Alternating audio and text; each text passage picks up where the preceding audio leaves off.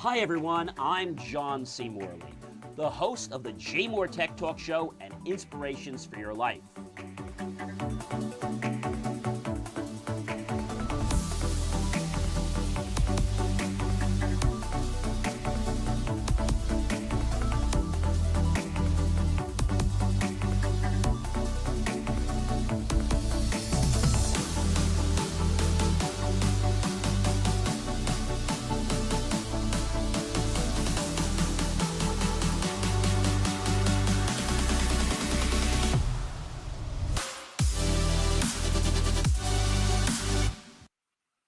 Well, hey everyone, and welcome to the JMOR Tech Talk Show.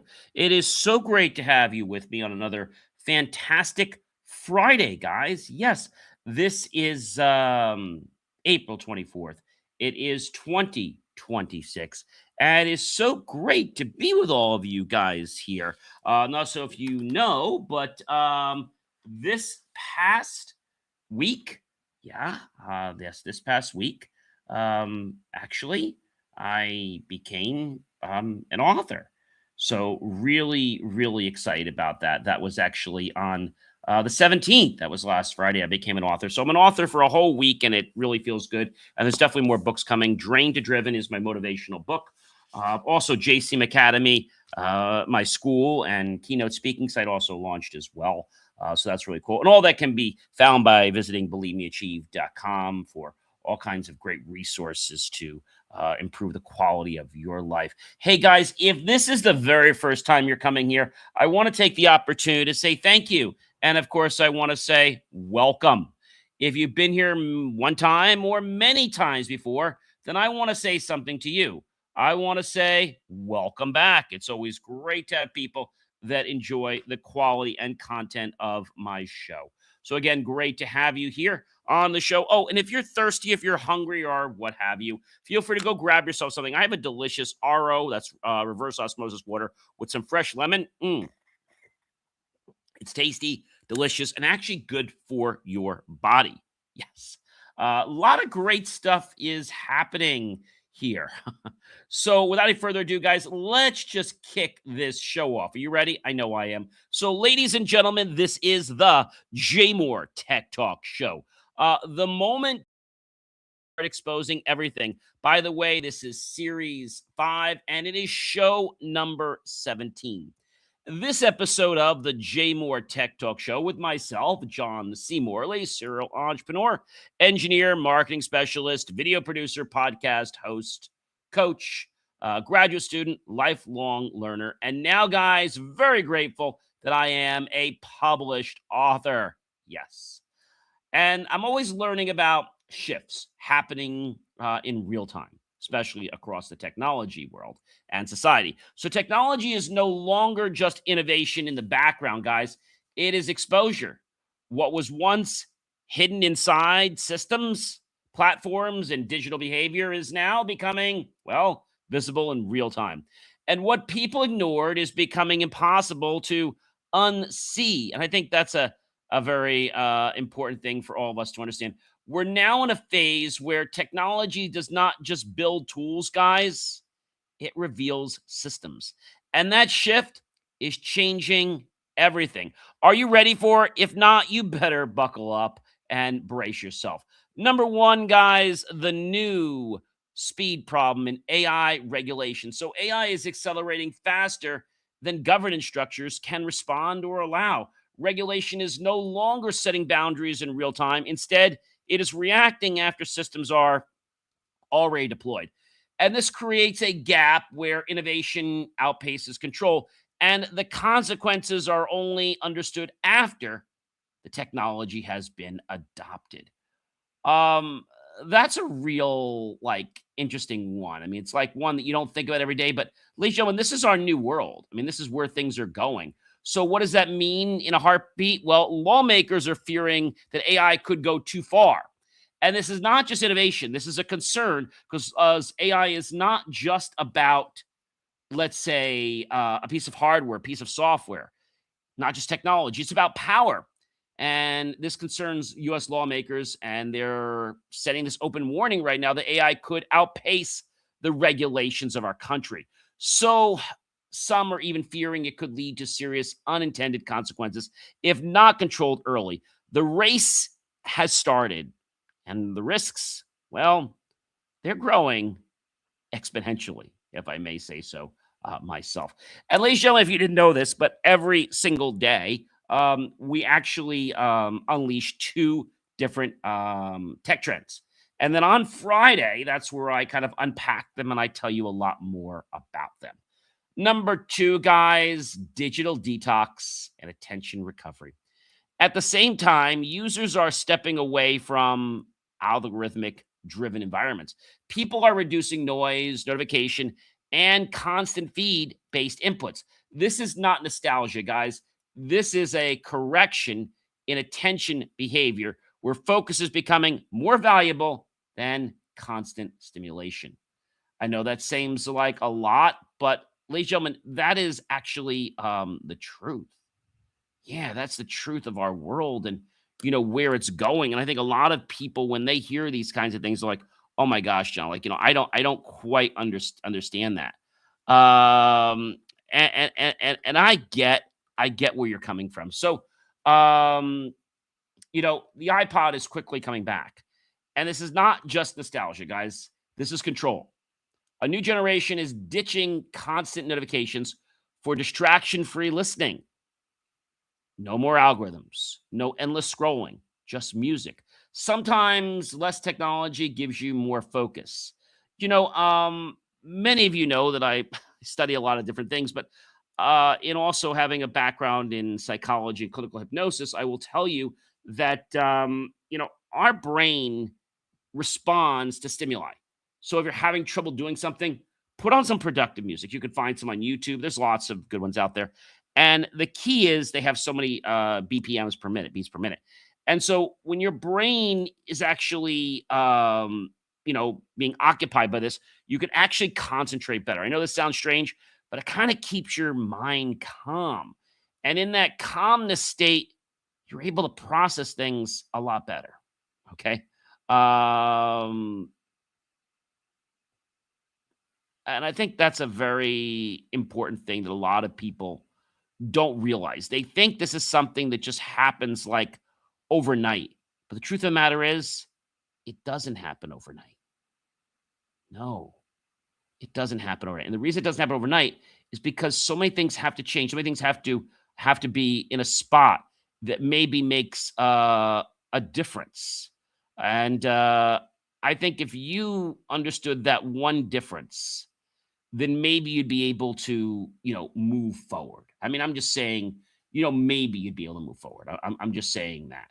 And so, a lot of people out there are, well, they're stuck on one way. And with this whole concept of nostalgia and the whole concept of bringing, the eye back, which is, the basically the iPod. Um, People want things simpler. Yes, they want to use technology to make life easier, but they don't want technology that's going to complicate life. And I think that's a thing that all generations, millennials, are all starting to agree with because technology was meant to make our lives easier. It wasn't made to complicate things. It wasn't made to stress us out. But sometimes when things don't align properly, people get more stressed with technology than if they didn't use it. So I think the question here is we don't need to use technology for everything. But if technology is going to make our lives a little easier in that field, then great. And as long as it doesn't kind of compromise our security or personal privacy, then, we can go for it. Number three, guys. Number three is important. Machines are surpassing human benchmarks. This is one you wouldn't believe unless you saw it with your own eyes. Machines are now outperforming humans in measurable tasks such as speed, accuracy, and endurance in structured environments. Now, this does not mean replacement in every field, but it does mean a comparison for points or shifting rapidly, especially in repeatable cognitive and physical benchmarks. So, yes, are they 100% perfect? No, humans aren't 100% perfect either, but they are getting better. So, a robot just beat humans in a race. This is not the future, guys. This is already happening. A humanoid robot just outran the human world record in a half marathon. Machines are no longer catching up, they are passing us by. The line between human and machine performance just changed. And I think it's okay if the technology is meant to help us, but it's never meant to compete with us. And I think that's sometimes what people fear, is that if we are, is it going to replace us? That's a very valid concern. But I think we have to realize that the technology and things we're building are there to help others, to augment others. If we're using technology to replace human beings, that's not good. There are situations where that is a good thing. There was a person that I met, many, many years ago, and he was telling me about this story. He was very sad, and I said to him, "Hey, what's up?" He says, "Oh, nothing." He goes, "My life is over." I said, "Your life is over?" He says, "Yeah." And he was like, I think at the time he was maybe 5 years, maybe older than me, and I was probably around maybe 20-some years old. And he's like, "Yeah, my whole life's over." And I said, "Well, do you have a good job?" He's like, "Yeah, I have a great job. I get paid so much money." I said, "Oh, well, that's great." I said, "So what's the problem?" I said, "What do you do?" He says, "I work with rods." And I said, "Rods? What are rods?" I'm thinking, like, just trying to think. And he's like, "I work for a pharmaceutical company." And then it kind of clicked. He works in the rods department. So they have human beings. They give them gloves, but big deal. Changing radioactive rods in these systems so that they can basically purify, sanitize is what they call it, different surgical supplies that they're sending out. Because, see, once it hits, apparently radiation, from what they've said, as soon as it hits, it's gone like immediately. It doesn't like stay trapped. And so he was explaining to me how he worked on the floor for a long time, and his job is to change rods. And I said to him, I said, "You really, that's a shame." I said, he says, "Yeah." He says, "My whole life's over." He says, "I'm probably not even going to make it, for another year or two." And he looked very healthy and all. I said, "Well, you should go after this company." He says, "I can't." He says, "I was so desperate to get the job that I just signed and I didn't read. And, next year I'm going to be making," I think he was going to be making close to $500,000. And this was back around, let's see, 20, 30 years ago, roughly. And he says, "I signed it." He says, "It was stupid. I just signed it. I got the job, but I didn't read it." And he was all distraught about a lot of things. And I said, "Gee, man, I'm sorry." He's the guy, "I make plenty of money." He's like, "I have so much money, but he says, I'm never going to live to enjoy it." And it was so sad. And now we have technology. Unfortunately, it's still too late for him. That's going in and taking those harmful jobs away from humans. That's a good use of artificial intelligence and technology and robots, guys. That's a good use of it, when we can save human lives by having technology get there where the technology would rarely get damaged. But if it did, it could always be repaired. Where humans can't be replaced. Sometimes they can get repaired, but sometimes not. Number 4, platform enforcement is tightening. It's getting worse by the moment. Digital platforms are being forced now into stricter compliance systems. So safety policies, content moderation, and user protection frameworks are becoming more aggressive due to, you guessed it, regulatory pressure and public expectation shifts. That's just something, like, you can't make that up, guys. That's something that is just like, that's crazy that's happening, that we're moving to that whole concept. And maybe you're saying to me, "John, this is something that I don't quite understand." And I would say, "Well, gee, I get that you don't understand it, but this thing about the platforms tightening, right?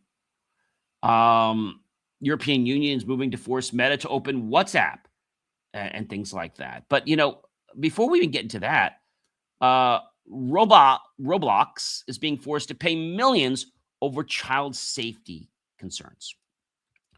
This is not just a fine, ladies and gentlemen. This is a warning.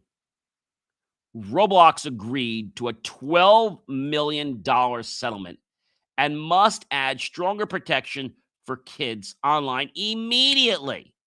Age verification restrictions and monitoring are now being enforced. This is not a negotiable. The pressure on the platforms to protect users is getting real. Because here's the thing, guys. If they don't do these things, they're going to be fined at the yin-yang so much that they're going to be out of business. Out of business. That's important.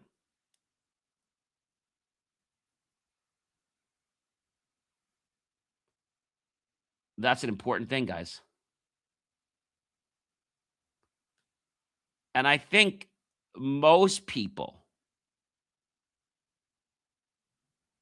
that want to know something will dig deeper. But there's going to be people that are going to try to bury this, that are going to try to hide this from you. But rest assured, the European Union is stepping up in other countries, and I think the United States is eventually going to employ similar, if not even more harsh controls. It's funny, ladies and gentlemen, that governance and different companies and people don't even bother to think about responding until something happens. I'll give you an example. For years, there was an intersection that I lived by at the time, and I said they really should put lights there. He says, "Oh, John," he says, "do you know how much a traffic light costs?" I said, "I'm not really sure." Well, it's a couple $100,000. And so I think now the cost, what is it? The cost of a traffic light, and there's not many companies that do them, right? The cost of a traffic light now, it's between $200,000 and $500,000. So basically $500,000. So intersection United States with standard projects range from $250,000 to $350,000. This is what, standard kind of like egresses and ingresses. The higher costs cover engineering, structural mast arms, sensors, controllers, and installation. Annual maintenance and electricity typically add another $5,000 to $10,000 to every light that's installed. That's the other reason that they don't want to do it right away. So total project costs $200,000 to $500,000, right? $500,000. Mast arm poles $6,000 to $20,000 per assembly. Per assembly. And there could be a couple of them, right? Because you have different corners. Controller assembly, just under 10 grand, $9,000. Video detectors, if they're even going to use that, because that's really not allowed in a lot of areas, $16,000. Emergency vehicle preemption. Basically, what that is a system that allows the emergency medical technicians, the fire, the ambulance, etc., to be able to press a button in their car to override the light so that it actually goes red and green on their side. So red on the other and green on their side. So they call that EVP, emergency vehicle preemption. That's $10,000 per intersection. Installation labor, that varies. The basic four-legged intersection cost breakdown is done by type. So a four-legged intersection is $350,000 to $500,000. The smart adaptive traffic signals, which you see on the smaller ones, is $50,000 plus the installation. So that's a very interesting thing. An individual signal head replacement goes from $35 to $120. Parts only. Signal head. We could be talking about the lights. So why are they so expensive? Traffic lights require significant engineering to ensure they can withstand high winds, manage traffic flow, and last for years. The process from planning to activation can take 2 or more years, adding to the expense. Okay? So they've gone up in price. Didn't answer the question of why municipalities don't want to put them up. They cost a lot of money. And the reason you see right here by the data I've given you, they don't do it is money, it's cost, it's initial cost, it's ongoing cost. But what causes them to do it when either somebody gets hurt, loses a life, or there's a lawsuit. This gets the municipality to say, wait a minute, we have enough data now. Somebody got hurt here. We don't need to do a study anymore. Somebody got killed. That's enough for them to spend $250,000 million to put the light in. It's something. When somebody's life gets taken, suddenly everybody gets serious. Why can't we be proactive instead of reactive? Because that's how most traffic installations are done. They're done because of reactiveness, and that's no good, guys. Number 5, government control over digital access. So governments are increasingly influencing how digital systems operate. Access, interoperability, and competition rules are being refined, especially in large communication platforms and, of course, AI, artificial intelligence systems. But what does all this really mean in, well, layman's terms? I think a lot of people right now are concerned, okay? And they don't necessarily know what to do. And with the European Union now moving to force Meta to open WhatsApp, this is not just competition, guys. This is a control tactic. The European Union is pushing Meta to restore full access to WhatsApp for rival AI chatbots. That could be dangerous. Regulators are saying that restricting access could harm competition in the AI space. The battle over who controls AI platforms is heating up. It's not about just software. It's not about hardware. It's not even about infrastructure. You know what it's about, guys? It's about the power and the control that that agency, company, or group will now have. And that's a very big thing. Think about what happens if that gets misused or abused. I think that would be a real problem. If that gets misused or abused, we could have real serious complications, right? Think about privacy. Think about the potential of maybe even countries stealing data from the United States. I just don't like that. Number 6, guys, online actions now have real consequences. So behavior in digital spaces, it's no longer isolated anymore. It's not like you're online and you're offline. They're all together. Actions taken online now lead to real-world outcomes, including, unfortunately, legal consequences, reputational impact, and financial accountability. The separation between online and offline behavior is shrinking. So that means people can no longer, quote unquote, hide under the cloud or between the clouds, which people have been doing for years. Got bad actors doing that. And it's really terrible how that's been allowed to progress because nobody's really policed it at all. Where does this come down to? Well, a YouTuber was sentenced to prison over viral stunts. This is not just content, guys. This is a consequence. An American YouTuber was sentenced to prison after offensive stunts sparked outrage overseas. What gets views online can have real-world consequences fast. The line between viral and illegal is thinner than people think. So I think that's something that a lot of people, they don't understand that whole concept. But we have to be understanding about it. So this happened, ladies and gentlemen, on April 15th. An American YouTuber known as Johnny Somali, real name is Ramsey Khalid Ajmal, was sentenced to 6 months in South Korean labor prison for a serious offensive viral set of stunts.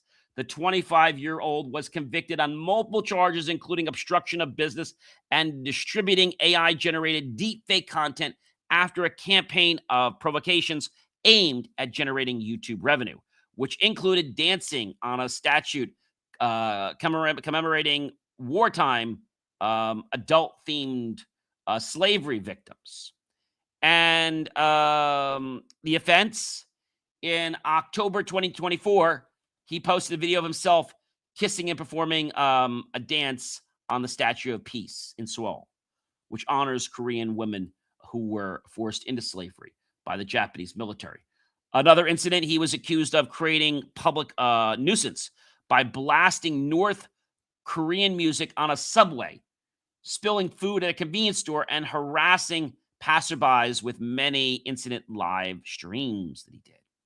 So the Seoul Western District Court ruled his actions displayed severe disrespect for local law, sentencing him to 6 months in prison, plus an additional 20 days of detention.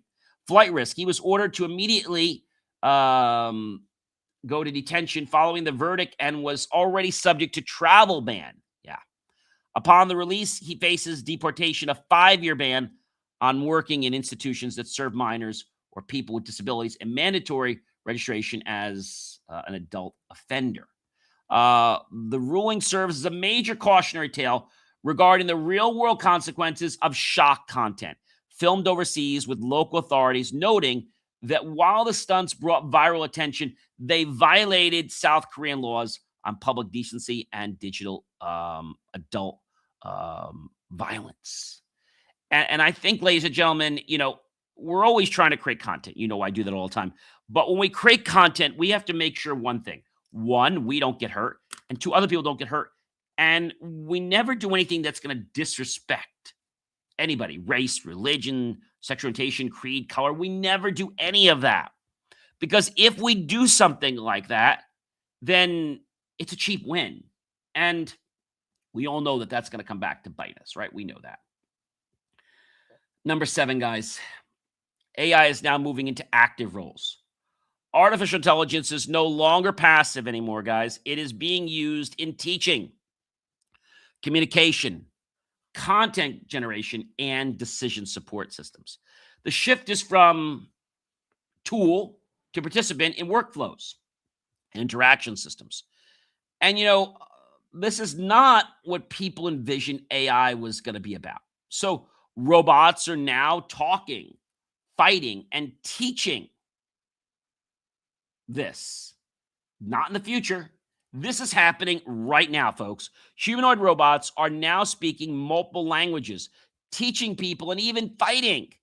They're becoming more human in how they interact, think, and respond. The gap between machines and people, it's closing fast. But here's a caveat. The machines don't know what they are doing. They don't understand consequence. They don't understand feeling. They never will. Can we program those rules into the system? Sure, we can. But is that really going to get them to feel? No. They're never going to understand that. And if we know those things, then maybe we'll think differently about stuff. Okay?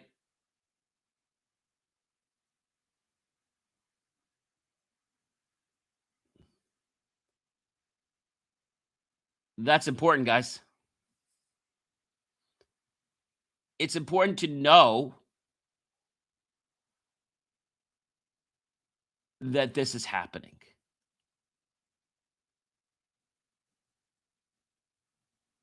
And if you know about this happening, then you could probably change something in your life. Does that make sense?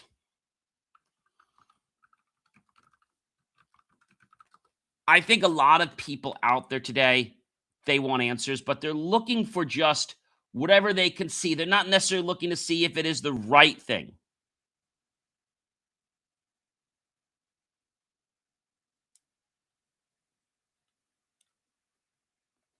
The right thing.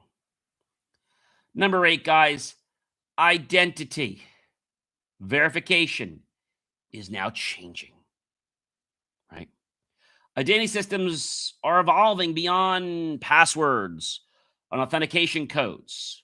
We're going to get a whole bunch of quantum changes very soon.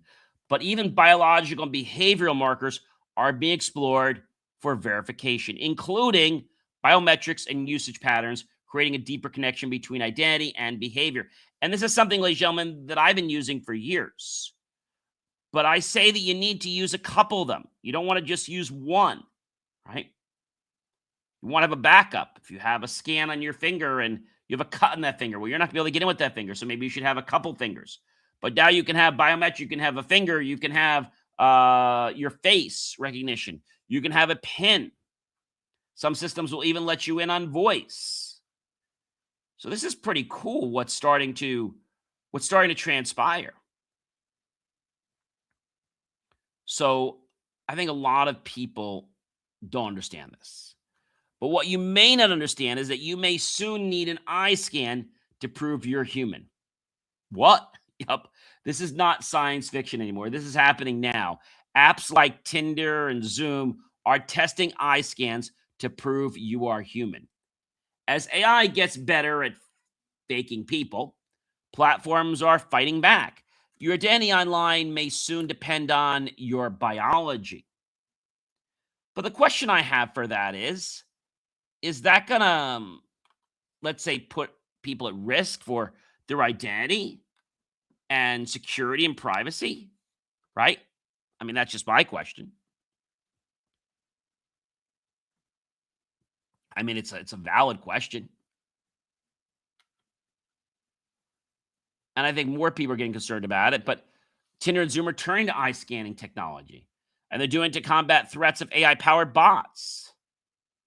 Okay? So biometric identity is coming back. We've had it before. It's coming back. The OpenAI CEO, Sam Altman, now will let users verify they are real humans through iris scans and earn a proof of humanity badge on their profiles. That's getting crazy. So how does the eye scan verification works? I'm going to take a quick swig here. That water's good. So World, formerly known as WorldCoin, uses a spherical device called the orb to scan a user's iris. The color portion of the eye scan generates a unique cryptographic code stored on the user's smartphone, creating what the company calls a world ID. The images are deleted after processing, and only, let's say, anonymized data is used to confirm the person is previously registered. Do we believe that? I don't know. Users who complete the verification process receive a badge that can be displayed on participating platforms, signaling to other users that a real human is behind this and the account. The event opened dramatically, and several large screens displayed deepfake video footage of famous journalists, including Walter Cronkite, Dan Rather, and Larry King, as well as former U.S. President Ronald Reagan. All altered USAI images to appear as though they were discussing the need for a way to identify real humans on the internet. So why does Tinder need it? So the dating app has been battling a growing problem with fake profiles and AI-powered romance scams, some that have even potentially came very close to people losing their lives. Fake accounts on Tinder, commonly referred to as bots, are typically used to scam users out of their money or personal information. One user estimated that 30% of Tinder profiles encountered were AI-enhanced, emotionally manipulative, algorithmically optimized romance scammers using not just fake photos, but AI-generated conversation scripts. The scale of the problem is growing exponentially. Romance scams are costing people in the U.S. more than $1 billion in the last year. And this is all according to the FTC. Yoel Roth, who leads trust and safety at Match Group, Tinder's parent company, said, quote, partnering with World ID is a natural next step to help users know the person on the other end is real. So Tinder had already been testing integration through a pilot program in Japan. And following the pilot success, the verification feature is now rolling out to global markets. So Zoom tackles the deepfake threat too, and they're doing it. So it's beyond dating and video calls. It's about knowing somebody is legitimate. So world has struggled to achieve mass, but now with world coming online, this could change things. Is this going to make people comfortable? Is this data safe? So eyeball scanning is not new. It's just we're implementing it in a different way. And now a system's going to decide whether you are real or not. We already know some accounts to get created are like really very, very difficult. But what if every time you needed to do something like, I don't know, use your bank, you had to scan your face? Ladies and gentlemen, this is not science fiction. This is happening now. And as AI gets better at faking people, platforms, again, have to fight back. Just thinking about your identity being linked to your biology, that puts a whole different twist on things, right? I don't know about you, but I think that puts a whole different twist.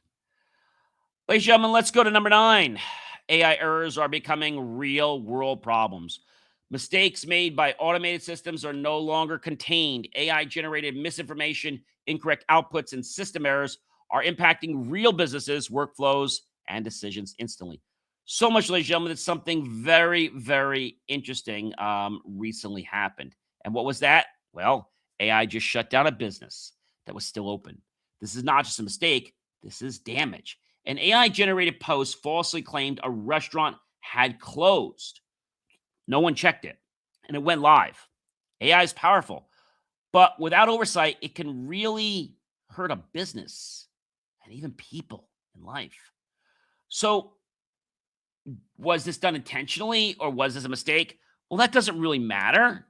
I think the most important thing is that it's changing things, okay? And when we talk about damage, and we talk about real consequences, and we talk about, an AI-generated post that falsely claimed this restaurant was closed. No one checked it. Somebody just decided to post something like that. Maybe it was a competitor. Who knows? But is that the kind of stuff that we now have to protect ourselves from? Jealous people that are now going to create stuff. I saw a post just this morning about somebody who said they were with the president. And I'm like, AI. Like, no way this person got from the place they were in the UK and suddenly they were standing right next to the president. I mean, just no way AI did that. So does that mean that when a system's generating images, we have to be more careful of the rules? Do we? I don't know. Does it become a law? Are people just doing it to be funny? Or are they doing it to intentionally deceive? I think if it's being done to intentionally deceive, you might say, gee, John, what's the big deal of saying I'm at the White House? Well, plenty. That's a national place, and that's something of national security, and we don't want to just say somebody's there, right? Is it disrespectful? No, what they were doing wasn't disrespectful, but the fact that you say there and you're not, I just see that to be a huge, huge problem. And that can be done with other things. So again, the fact of a AI post going up about a business shutdown doesn't seem like a big deal, but it is. An AI-generated post falsely claiming a restaurant is now closed. No checking, just, hey, we'll post it. I think that means something's got to change in our world. Number 10, guys, synthetic fraud is scaling. This is sad. Fake documents generated claims and automated manipulation are now increasing. Artificial intelligence is being used not only for creation, but also for intended deception at scale, creating new challenges in verification and trust systems out there, right? That's a real, interesting thing, guys. And I think to understand that is something we need to be very, very conscious of, very, very conscious of, because if we're not conscious of it, then that could change a lot in our life. And if something is actually done falsely, right? Um, that's a problem, right? That is a very big problem. But AI being used to fake insurance claims. It's no longer just fraud, guys. This is evolving into a whole science for people to make millions of dollars. People are using AI to create fake damage, fake items, and even fake documents. This is more than fraud. Insurance companies are seeing a major surge in these cases, and AI is not just helping people, it's helping them cheat and beat the system. There's something wrong with this picture. Don't you guys agree?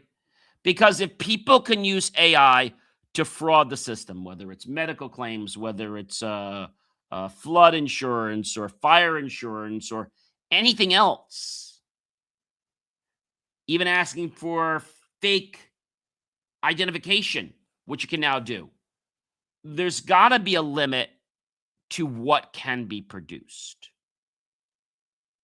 There has to be. Because somebody could just do whatever they want. Did you ever think AI would be fighting AI? We talked about that a few weeks. AI from the claim side, okay, is now fighting basically the insurance side to AI from the consumer. And a lot of this is valid. These aren't fake AIs, but AI is being used to challenge each, even though they are valid. This is not what this is. But even that stuff is starting to happen, guys. And I think it's getting messy. It's getting messy very, very fast. Number 11, guys, digital harm and targeted misuse.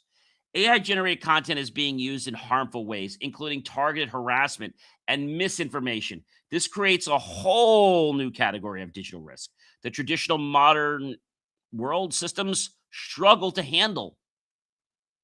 But what does it really mean? I'm glad you asked. AI bullying is changing kids' lives. This is not just the typical bullying. This is something much bigger. AI is being used to create a fake set of images, a fake world, and target children online. Some kids are being forced to change schools because of it, and the impact is real, guys, and it is happening earlier than most people think. This is not something that's happening tomorrow. This is something that is happening today, and it is scaling. And that, ladies and gentlemen, I think is a little bit frightening for a lot of people, that this is just transcending right under people's noses.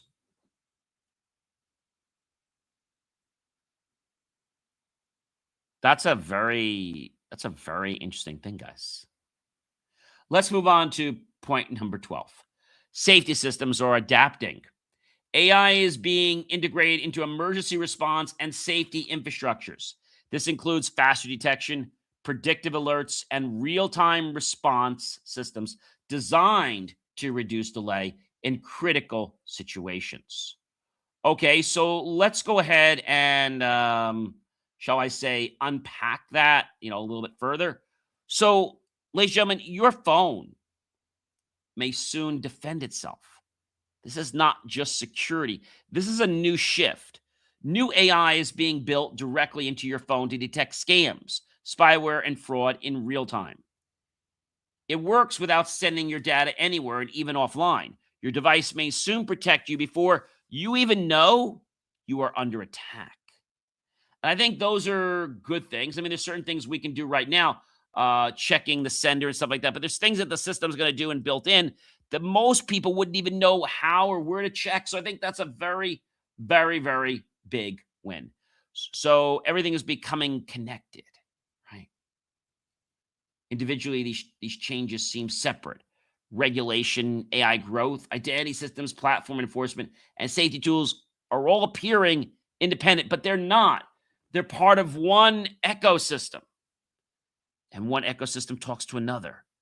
Think of it like a network, right?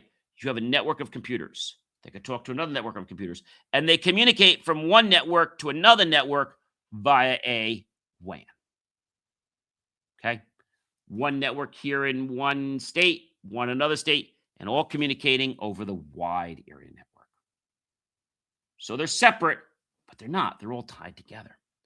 So they are converging, ladies and gentlemen. And I think the more that we ask the question of, are things separate, integrated, we're going to find the answer that they are integrated. They're not separate.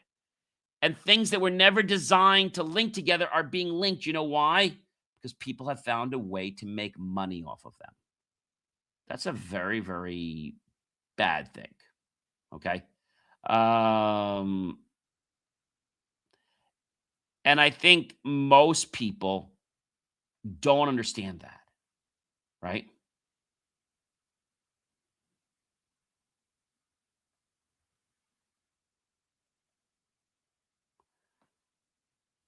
I think when people know that things are converging, okay, you could be talking about your iPhone. You could be talking about your phone on your desk. It's an IP desk phone. You could be talking about your computer. You could be talking about other smart electronics, even your car. And the fact that all of these technologies can merge and link together is interesting, amazing, and also very scary. Because the way they connect to each other could potentially cause pitfalls for privacy and identity theft. They're usually building some type of system they use, like an open system. And that system is what other car companies are using. And my hope is that, they've got things secured down enough that if somebody did get in the system, the most they would ever get is just your phone numbers and data in your car. Because remember, your car links to your iPhone. But if they got in your car and they were able to make changes to the programming, that could be very, very serious. And I hope that many of the manufacturers, regardless of whether it's a basic car or a luxury brand, have thought about this. Because the key, ladies and gentlemen, in staying safe in the AI world is not to be reactive. It's to be proactive.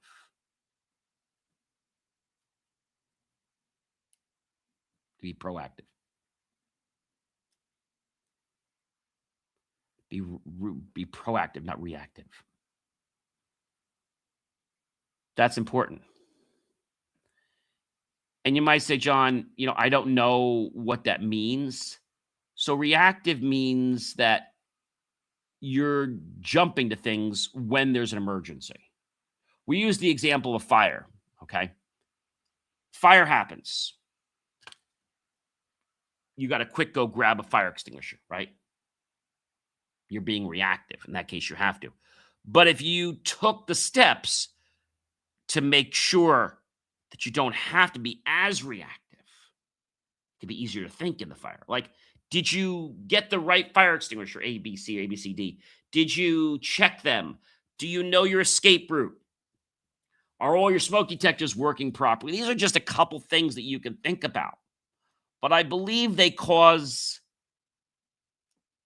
some challenges for some people because they don't realize that they have to be more proactive and less reactive, right? Less reactive. And less reactive is something that a lot of people don't understand, okay? They don't understand it because they don't know what it means. They don't know what proactive and reactive means. They have no clue what that actually means. And it means something very, very special. It means that you have taken the time to do what you need to do, okay? You've taken the time so that you're not in that, last moment where you're suddenly panicking, right? Nobody wants to panic. But if you've never prepared for something, then how do you stay calm? How do you stay calm? It's very, very hard to do that. Our last point for the evening is the core shift. We are no longer, ladies and gentlemen, watching isolated technological trends. Nope. We are watching a system reveal itself right before our very eyes. Technology is not just a set of building blocks anymore. What it is something that's exposing how systems actually behave underneath. And that exposure, ladies and gentlemen, is changing how everything works. Do you think about how things work? Do you think about how a computer works? Do you think about how your dishwasher works? Do you think about how your stapler works? Do you think about how your calculator works? Do you think about how your phone works? Do you think about how your microphone works? Do you think about how your air conditioner works? Do you? Do you think about what's in a component? Do you ever take a component apart? Like maybe it's bad and you want to see what's made of. Do you ever do that? Regardless of whether you're an engineer or not like myself, are you curious about these things? Because I think it's the curiosity that we have that drives us to learn. And with that learning, we're able to deploy solutions that are engineered for the greater good of all concerned. So many people I talk to are like, I've got to do what makes money. I hear you. But if you do what makes money and it hurts people or it hurts the environment, when is enough enough? And I talk to people and they're like, well, never. Then I ask the question, is that something that you feel comfortable with? People say to me, well, I don't really care. I'm making money. If you had a choice, ladies and gentlemen, between being reactive or proactive, which would you choose? I know a lot of you say, John, I would do whatever makes me more money. So reactive will use more energy of your body because you've got to just jump at things, right? But if you are reactive, then it's different. Proactive means that you're ready. Reactive means you're jumping to the gun. And I think these are important things to understand and to realize that every part of our life has that facet. We can either be proactive or we can actually be reactive. And ask yourself this question. Today, was I reactive most of the time or was I proactive? Maybe you had a situation that happened today and you had to respond to it. But if you had planned for that, wouldn't you have been less reactive and more proactive? There's always going to be a little bit of each, but we want to have less reactive. Less reactive means that we're thinking clearly. We're going to be more efficient. And we're going to have a greater outcome. In the fire situation, if you were not proactive, would you be able to put out the fire? Yeah. But would you have needed to bust such a sweat? Probably not. Because you thought about the potential pitfalls. And by thinking of the potential pitfalls, you're like, oh, wait a minute. I understand now. I know why I have to do this. Or maybe, you heard about a disaster that happened around the world. Oh, wow. I got to prepare for that. Even if it never happens to you, if you prepare, you are more likely to thrive and stay alive. I'm not saying if you are only reactive, you won't thrive and stay alive, but it's going to be easier for you and you have a greater chance of survival if you prepare.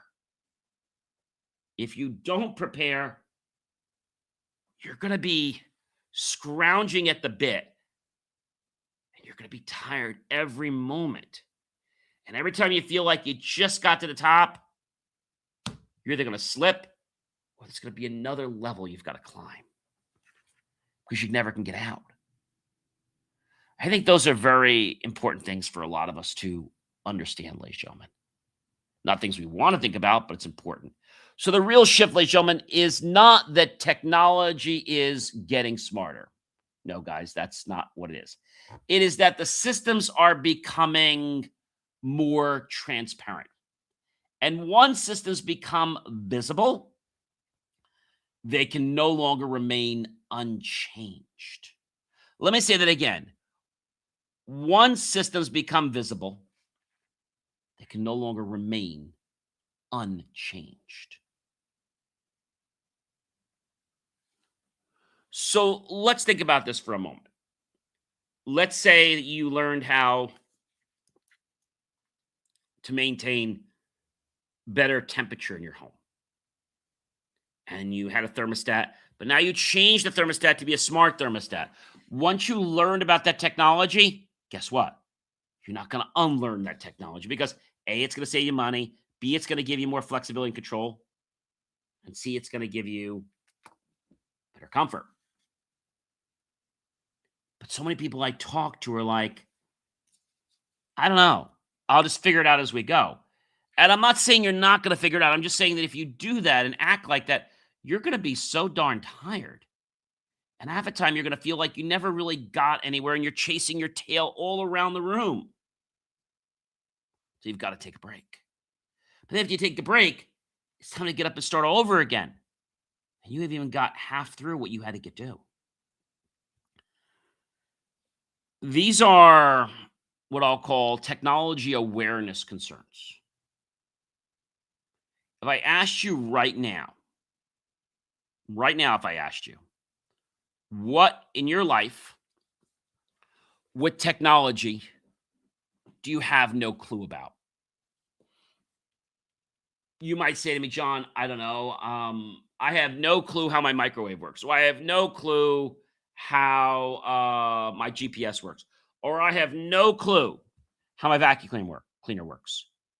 The fact that you don't know what it is means you probably can't change much of it. That's important, guys. Very, very important. And if we make the effort to learn something and see what makes it tick, we can make a change. Similar to the way I said, if you basically, in the change world, if you can measure something, you can change it. Same concept, slightly different.